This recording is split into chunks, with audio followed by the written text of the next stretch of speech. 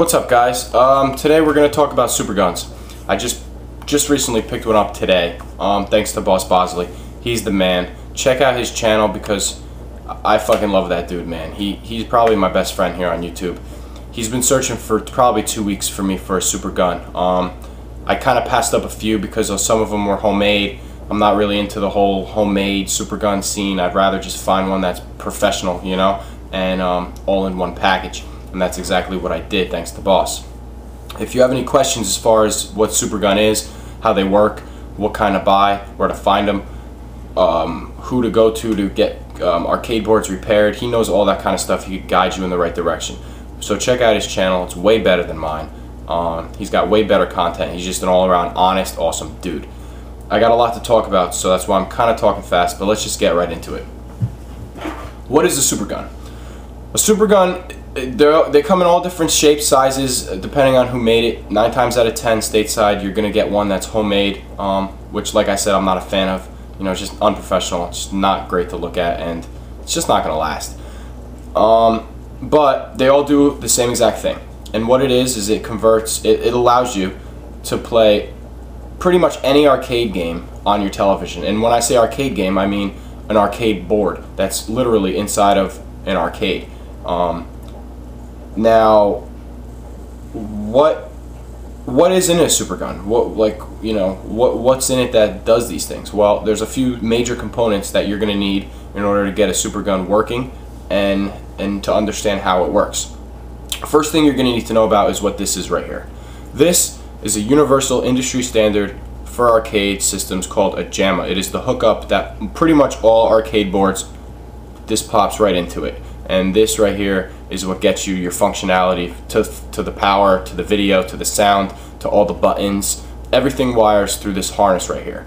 Okay, for example, all these wires do something different. Player 1 up, down, left, right, the buttons. Player 2 up, down, left, right, the buttons, start, the coin slot, the power, the ground, the video, the sound. Everything runs through this connector right here. And this is, like I said, an industry standard hookup for almost any arcade board. And when I say arcade board, I mean anything from Mortal Kombat to Killer Instinct to Marvel vs. Capcom 1, you know, Marvel vs. Capcom 2, Guilty Gears, the King of Fighters, you know, the Neo Geo MVS 1 slot, which would play King of Fighters, hooks up to the JAMA board. Everything, anything arcade board related hooks directly into this JAMA board. It's been around for a long time, and all the companies adapted to this particular plug. So this is the first thing you're going to need to have on your Supergun, is some sort of way to connect your board to your Supergun with this right here. The second thing that a Supergun is composed of is a video converter. The reason you need a video converter is because the Supergun, well, an arcade board outputs an RGB, because arcade monitors are RGB. So a Supergun video converter converts your RGB signal to television NTSC quality, so you can get the signal running through your television. It also converts the audio, so you can plug the audio right into the television. And the last thing it's composed of is a power supply.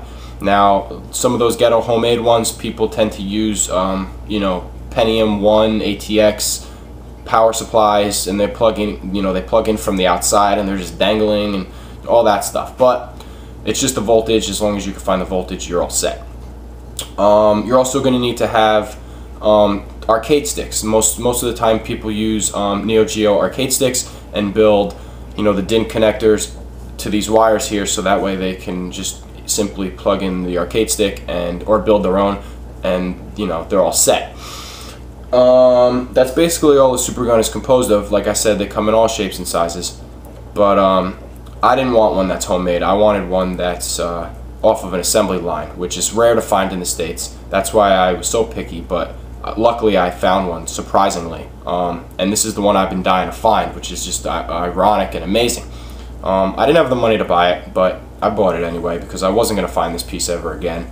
And in my opinion, honestly, I'm not by any means a Supergun master. I'm just getting into this category of video gaming, but my opinion, this is probably one of the best Superguns out. So let me show you what it is. I got the Vega Junior. You can see it right there. It's called the Vega Junior. This is ironically the same exact Supergun that BossBossly has. Check out his channel. I'll tag him in the description, please. Let me explain how this works. This particular unit is made off of an assembly line. Professional as hell. It doesn't get any more professional than this. That's why I like this particular unit, because you know, from the homemade ones that I see, it's just, I don't really get that feel of longevity or really professionalism, which I'm really a fan of. So as you can tell right off the bat, this thing is housed in a giant piece of steel with a nice ass paint design. It's got two built-in arcade sticks, so it's sort of like an arcade control panel here, and it rocks two Seimitsu L32 sticks, I think, straight from Japan, and a set of 8 Seimitsu buttons for player 1 and 2. It also has player 1 and 2 starts and the coin slots. Let me show you what the other side looks like here, because this is the part that you're going to need to learn about if you don't know what I'm talking about.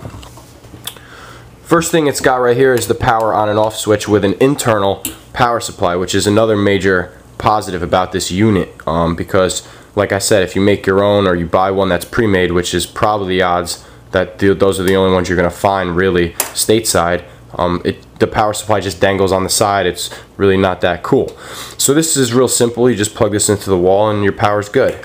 It's got a backup fuse here, so that way in case anything blows, you know, you don't really ruin anything but the fuse. And then this is the major thing about it. This is the JAMA connector on the Supergun that basically lets all this stuff function the way it's supposed to, along with the composite video here. It's got red, white, and yellow, so that way you can run it through surround sound or you know, just your television.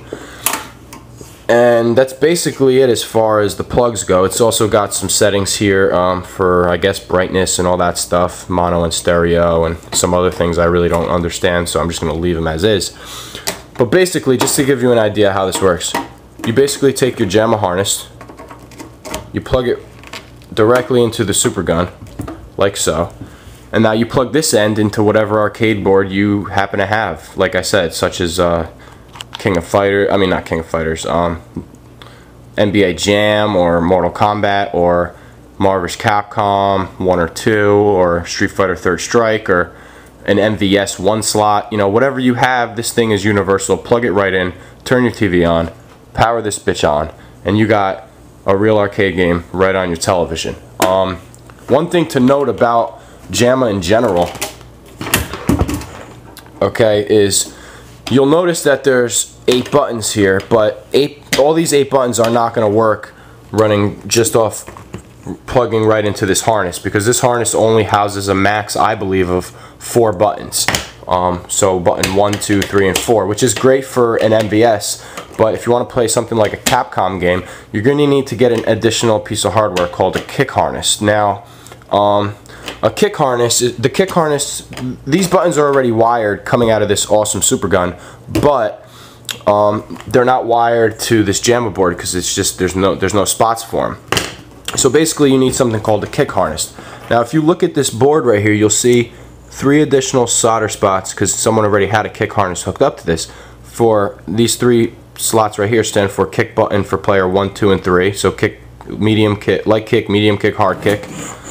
And then if you flip it over, on the other side, you'll see the 3 solder points for player 2, light kick, medium kick, and hard kick. So you'll buy a kick harness for, let's say, Capcom kick harness, which will work for all Capcom games that have the additional buttons, and you'll just run the kick harness right from here, and then the other end will be very similar to this, but probably about, you know, that long, and there'll be a slot for the kick harness on the JAMA board for the game.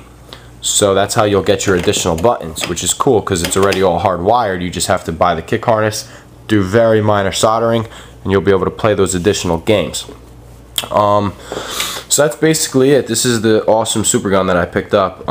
If you're gonna get one, I would suggest getting something along these lines instead of something homemade, just because I feel this thing is just much more professionally put together. And this thing will play all your arcade games, all your JAMA board games, JAMA boards that, you know, belong in something like this. But you can play it right on your TV, on your couch, and have fun with it. Thanks for watching, guys. Take care.